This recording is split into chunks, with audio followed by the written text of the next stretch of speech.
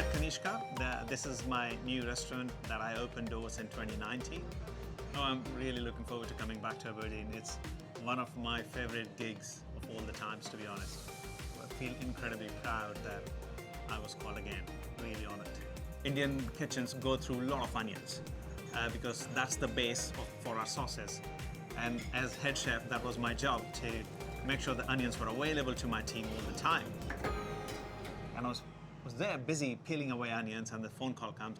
I knew him. He was one of the journalists at Evening Standard at that time. He said, "Oh, you got a Michelin star." I said, "Yeah, I know. I'm King of England too. Bye." I thought he was winding me up, and I hung the phone. He called me back again. He said, "Don't hang on the phone because Michelin Guide has just come out and you have won a Michelin star." I was like, "Really?" He said, "Yes." And I couldn't believe myself. I think I stood there holding that receiver, big smile on my face for 5-7 minutes, and my cook shouting in the back, "Chef, we need the onions, get on with it." We never looked back after that, to be honest. It changed our lives. Well, you know, a lot of people say that I've changed the face of Indian food in this country, and I say maybe, but I was part of the movement. Me taking that crown alone would be very selfish. Now where Indian food stands, I think it stands neck to neck to any other cuisine in this country, to be honest. Chefs like me who are crazy about using seasonal ingredients, local ingredients, things which look fantastic on the plate together. And it's often we follow Mother Nature.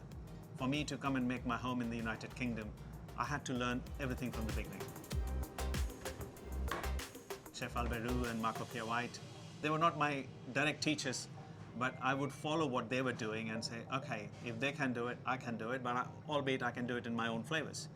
And that helped us elevate Indian food to where it is today. British chefs have always used spices, to be honest. You know, if you look at the Christmas spice mix, it's actually nothing but a garam masala. And they have just used it to their advantage, saying that I love putting my spice mix in the Christmas cake. Yeah, you stole that garam masala from my grandmother. The one ingredient that I love, adore most is ginger.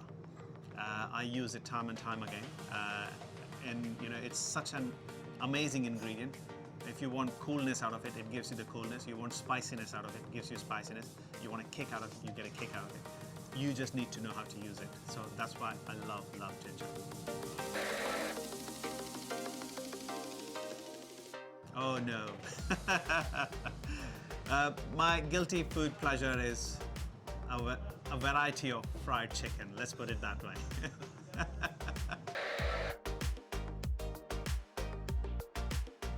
People of Aberdeen should expect their own ingredients. We are bang in season for beautiful scallops and peas, so I'll be using that for sure. Then I will also be using salmon because we are in for that. I haven't quite decided what all I'll be putting on the plate with salmon, but definitely a sauce which I want to use is from Kerala, LP sauce, which uses black pepper and curry leaves and mace and cardamom. Beautiful fragrant sauce. And then venison, which I have never cooked before in Aberdeen. This time I do want to use the local venison and want to make a pie out of it. Hopefully they'll love it. Another ingredient that I have never used from Scotland while in Scotland is the beef, and I want to use the Angus beef this time for my main course. And then of course, who can beat chocolate? So chocolate will be the dessert.